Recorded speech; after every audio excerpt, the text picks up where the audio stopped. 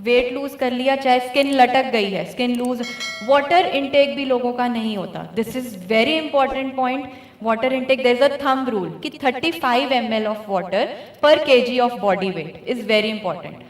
So 60 to 70 kg अगर suppose किसी का वेट है तो 2.5 से 3 लीटर पानी बहुत ज़रूरी है हमारी बॉडी के लिए। वाटर इनटेक अच्छा नहीं होगा, बॉडी से टॉक्सिन्स रिमूव नहीं होंगे, वेस्ट मटेरियल रिमूव नहीं होगा, तो अगर वो रिमूव नहीं होगा तो भी वेट लॉस हेल्दी वे में नहीं होगा, it would be in a unhealthy manner.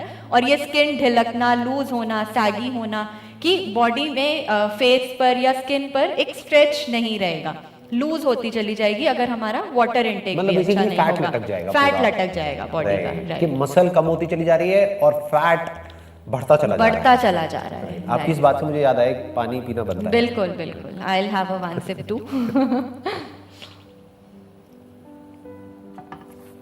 So water is very important, नहीं तो डिहाइड्रेशन हो जाएगा, डिहाइड्रेशन हो जाएगी, मेटाबॉलिज्म बॉडी का खराब हो जाएगा, बावल मूवमेंट्स पे इफेक्ट आएगा, लोगों को कॉन्स्टिपेशन के इश्यूज भी हो जाते हैं, स्किन लूज हो जाती है।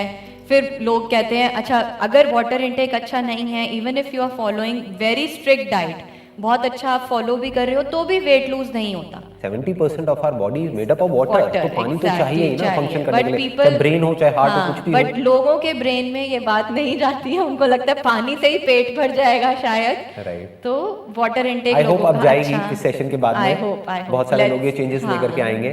सो अब अगर कोई खुद ही मेंटेन करना चाहता है अपनी हेल्थ को, फॉर एग्जांपल वो किसी डाइटिशियन के पास में या न्यूट्रिशनिस्ट के पास में नहीं जाना चाहते, वो खुद ही बेसिक लेवल पे मेंटेन करना चाहते हैं, उनको ये बात समझ आ रही है कि वेट लॉस एकदम से करने में कोई बेनिफिट नहीं है, बिल्कुल, slow and steady is always better than rapid एकदम से, क्योंकि उसके बहुत मेजर साइड इफेक्ट्स हो सकते हैं। एंड रैपिड वाला जो है वो आपका रीगेन भी हो जाता है, वो रीगेन भी हो जाता है और ज्यादा तेजी से रीगेन हो जाता है, जितनी तेजी से आपने उसको लूज किया उससे ज्यादा तेजी से वो रीगेन हो जाता है। There is a common saying by Hippocrates, he is the father of medicine, he said that food should be a medicine and medicine should be a food.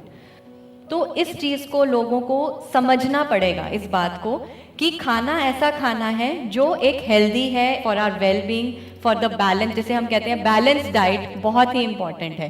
Balance diet में सब कुछ कवर अप होता है, as you said, protein intake हो गया, carbohydrate intake हो गया, हमारा फ्रूट हो गया, वेजिटेबल पोर्शन हो गया जिसमें फाइबर या स्टार्च आ गया, या macro nutrients, micro nutrients, everything एक मील में ये सब कुछ का होना बहुत ही ज़रूरी है। मेरे अपने एक्सपीरियंस में आई फील कि जो मेजर 3 मील्स प्लान है ना, that really works very good on my clients, my patients.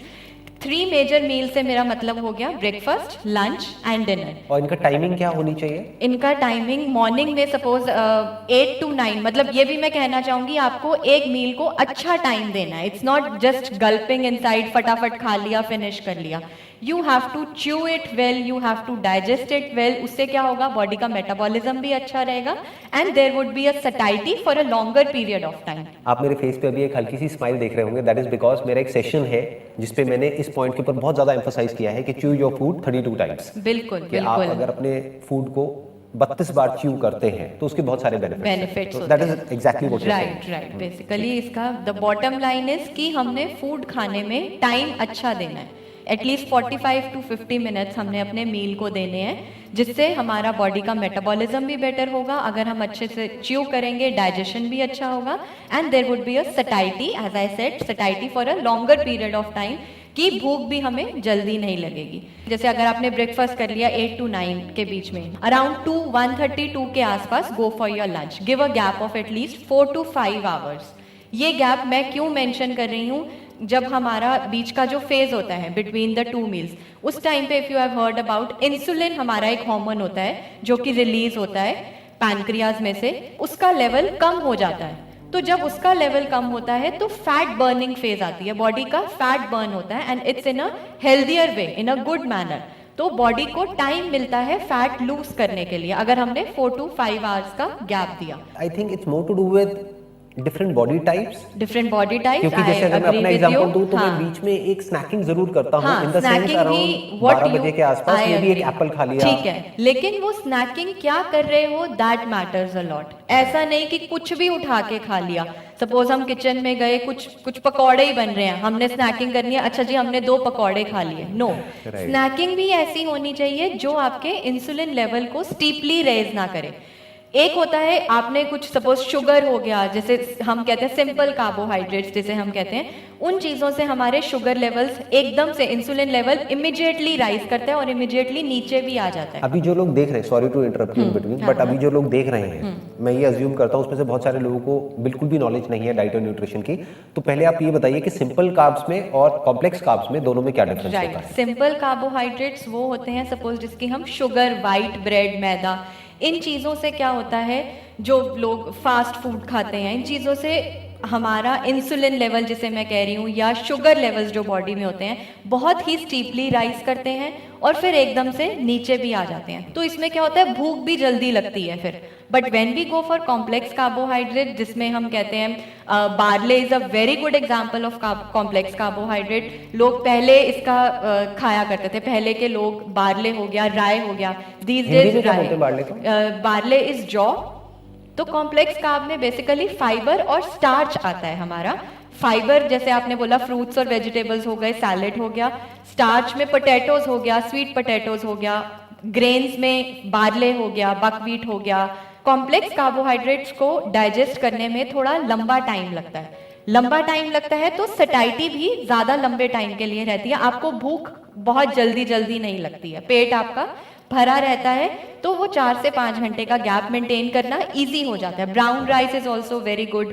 Simple खाना खाना है, सात्विक भोजन खाना है जिसके अंदर सब न्यूट्रिएंट्स होने चाहिए। सात्विक अगेन एंड अगेन। तो जो नॉनवेज खाते हैं उनका क्या होगा? जो लोग नॉनवेज खाते हैं, I won't say it wrong, because वो प्रोटीन का एक बहुत अच्छा इंटेक है and that's also very important. उनकी बॉडी ऐसी है जो कि मांगती है, डाइजेस्ट कर लेती है। सबकी बॉडी टाइप डिफरेंट है, हर किसी का चीज़ों को डाइजेस्ट करने का या बॉडी का मेटाबॉलिज्म सबका अलग अलग है। तो कई लोग डाइजेस्ट कर सकते हैं तो go for it, no harm in it. अगर कोई वीगन है या वेजिटेरियन है तो उसके लिए प्रोटीन के क्या क्या अच्छे ऑप्शंस हैं? प्रोटीन में, और प्रोटीन आइडियली कितना होना चाहिए एक दिन में? प्रोटीन देखो, प्रोटीन का intake should be according to your body weight, कि एक जनरल क्राइटेरिया है पर केजी के हिसाब से पर gram of body weight is sufficient for your body. For example somebody who is 78, हाँ, बॉडी वेट है तो अराउंड 75 टू 78 इनटेक होना in a day is very important. लेकिन इतना नॉर्मली होता नहीं है, बट होना चाहिए। मैं वही कहना चाह रही हूँ कि कार्ब्स का इनटेक हम कम कर सकते हैं, लेकिन प्रोटीन का intake is very important to maintain a good health, मतलब मसल मास मेंटेन करने के लिए, जनरल इम्यूनिटी बिल्डअप करने के लिए, एनर्जी लेवल्स मेंटेन करने के लिए प्रोटीन का इनटेक अच्छा होना इज गुड। हम कार्ब्स को फिर भी कॉम्प्रोमाइज कर सकते हैं। यहाँ पे जो आप बात कह रहे हैं इसमें एक बहुत बड़ा मिथ है जो इंडिया में है स्पेशली।